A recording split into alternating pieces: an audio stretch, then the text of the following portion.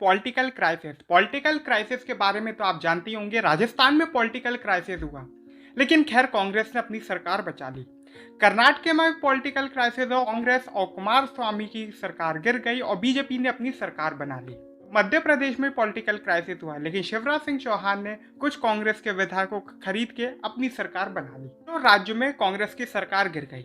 ये तो आप जानते ही होंगे पॉलिटिकल क्राइसिस के बारे में, और इन 3 कंडीशन या केस के बारे में भी जानते होंगे। लेकिन क्या पॉलिटिकल क्राइसिस सिर्फ कांग्रेस के साथ ही होता है? नहीं। अभी रिसेंट जो खबर ट्रेंडिंग में चल रही है वो चल रही है उत्तराखंड की, उत्तराखंड पॉलिटिकल क्राइसिस। लेकिन मैं नहीं जानता कि मीडिया आपको ये सब चीजें क्यों नहीं दिखाएगा। त्रिवेंद्र सिंह रावत एकदम से रिजाइन कर देते हैं, जिसके बाद तीरथ सिंह रावत को नया मुख्यमंत्री बनाया जाता है।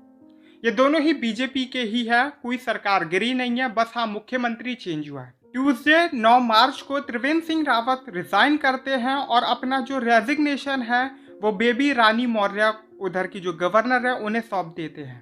जो इंटरनल खबर है वो कुछ ये कहती है कि त्रिवेंद्र सिंह रावत थी, जो उनकी जो गवर्नमेंट थी, उसमें जो उनके जो क्लोज एमएलएज या एमपीज थे उनके साथ जो दूरियां थी वो बढ़ती जा रही थी। इसका मतलब कि जो एक डिस्प्यूट था वो क्रिएट होते जा रहा था बीजेपी गवर्नमेंट के अंदर ही। मतलब उत्तराखंड की जो गवर्नमेंट थी उसके अंदर काफी डिस्प्यूट पैदा हो रहे थे और काफी जो एमएलए और एमपीज थी वो चीफ मिनिस्टर के खिलाफ बोलने लगे थे। अब ये रीजन कैसे अराइज हुआ? त्रिवेंद्र सिंह रावत ने जब हरीश रावत को हरा के कांग्रेस की सरकार जाके जब एक बीजेपी की सरकार बनी थी, तो त्रिवेंद्र सिंह रावत ने उत्तराखंड के डेवलपमेंट के लिए उनकी कुछ आइडियोलॉजीज थी। उनका मानना था कि जो ऑफिसर्स हैं, जो प्रोफेशनल्स हैं, जब वो किसी राज्य को चलाएंगे तो उस राज्य में विकास होगा। यही रीजन था कि उत्तराखंड को एक ऐसे चीफ मिनिस्टर मिल गया था जो एमएलए एमपीज मतलब नेताओं की तरफ ना जाते हुए ब्यूरोक्रेट्स की तरफ जाने लगा था, ऑफिशियल्स की तरफ जाने लगा था। और कंडीशन ऐसी आ गई थी कि जो ऑफिशियल थे, ब्यूरोक्रेट थे, वो एक तरीके से पूरे स्टेट को चलाने लगे थे।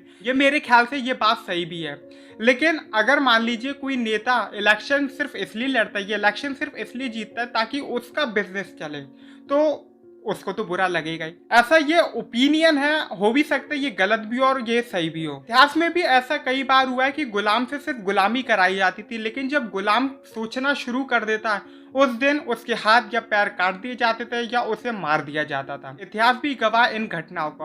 और त्रिवेंद्र सिंह रावत को हाई कमांड के ऑर्डर के बाद हटा दिया गया और तीरथ सिंह रावत एक नया मुख्यमंत्री को चुन लिया गया। तीरथ सिंह रावत, अब मुझे नहीं पता इनकी कैपेबिलिटीज क्या है, लेकिन आप लोग ट्विटर पे ट्रेंड देख ही रहे होंगे कि तीरथ सिंह रावत आते ही काफी कंट्रोवर्सीज में घिर चुके हैं। जब वो वुमेन्स को क्रिटिसाइज करते हैं कि वुमेन्स के साथ क्राइम्स होते हैं क्योंकि वो कुछ जीन्स पहनती है। अब मुझे नहीं पता ये किस मेंटेलिटी या किस आइडियोलॉजी को है, क्योंकि इनके खिलाफ नॉन बीजेपी आइडियोलॉजीज के लोग नहीं बल्कि बीजेपी की कई महिलाएं नेता तक बोल रही हैं। मतलब जो क्राइम करता है उसकी कोई गलती नहीं है, ये वो लोग होते हैं जो वुमेन को ही कटघरे में खड़ा कर देते कि गलती आप ही की थी, आपने ऐसे कपड़े क्यों पहने। खैर इस वीडियो में हम जीन्स की बात नहीं कर रहे हैं, इस वीडियो में हम उत्तराखंड के पॉलिटिकल क्राइसिस की बात कर रहे हैं। त्रिवेंद्र सिंह रावत के रेजिग्नेशन देने के बाद भी जब तक एक नया मुख्यमंत्री नहीं चुना जाता, जो गवर्नर है वो उन्हें ये इजाजत देती है कि वो ऐसा एक्टिंग सीएम काम करें। त्रिवेंद्र सिंह रावत मीडिया के सामने ये बोलते अपने रेजिग्नेशन के बाद, मैं पार्टी को धन्यवाद दूंगा कि उन्होंने मुझे ऐसी अपॉर्चुनिटी दी कि मैं एक स्टेट को सर्व कर सकूं।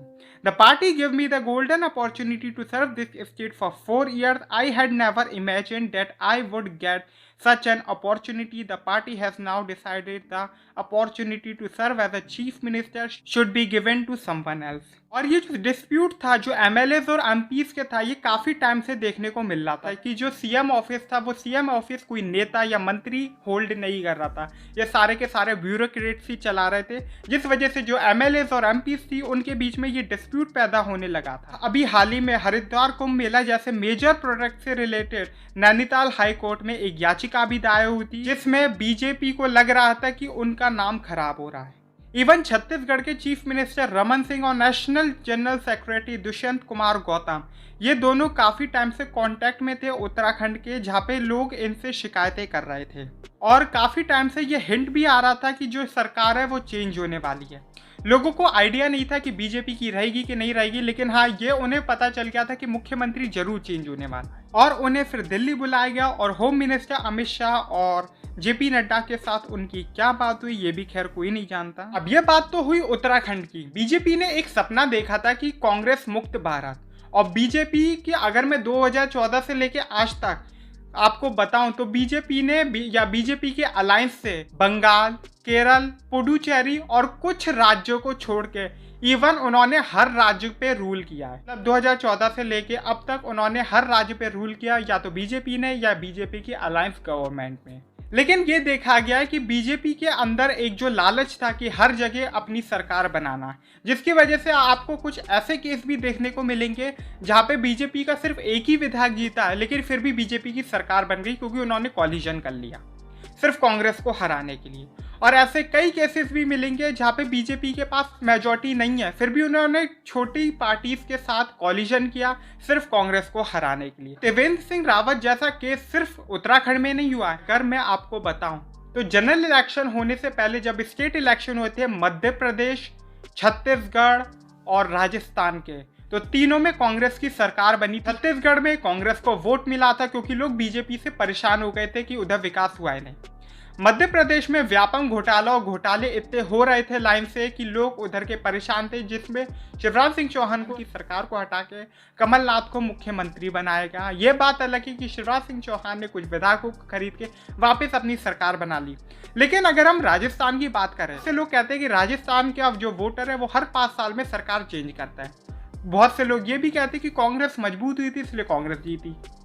लेकिन कुछ एनालिटिक्स ये भी कहते हैं कि बीजेपी को जिस पार्टी का सबसे बड़ा योगदान था बीजेपी को हराने के लिए वो खुद बीजेपी ही थी, क्योंकि वसुंधरा राजे भी वन ऑफ द वैसी लीडर बन चुकी थी जो हाई कमांड की बात नहीं सुनती थी। मतलब वो प्राइम मिनिस्टर मोदी की भी कई बार बातें इग्नोर कर देती थी, जिस वजह से वसुंधरा राजे को हराने के लिए शायद से कांग्रेस ने जितनी मेहनत की थी उतनी ही बीजेपी ने भी की थी, क्योंकि बीजेपी अब राजस्थान में वसुंधरा राजे का फेस नहीं देखना चाहता था। और बीजेपी में कई सारे ऐसे लीडर्स भी थे पुरानी आइडियोलॉजी के जो एक वुमेन के अंडर में काम नहीं कर सकते या उनकी शान के खिलाफ था, पैट्रियार्ची सपोर्ट करने वाले।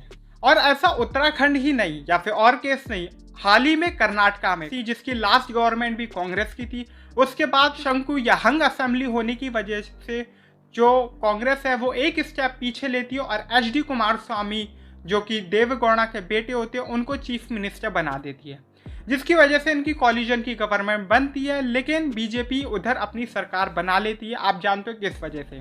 लेकिन अब जो येदियुरप्पा है उनसे या बीजेपी की गवर्नमेंट कर्नाटका में नहीं संभल पा रही। रीज़न क्या है?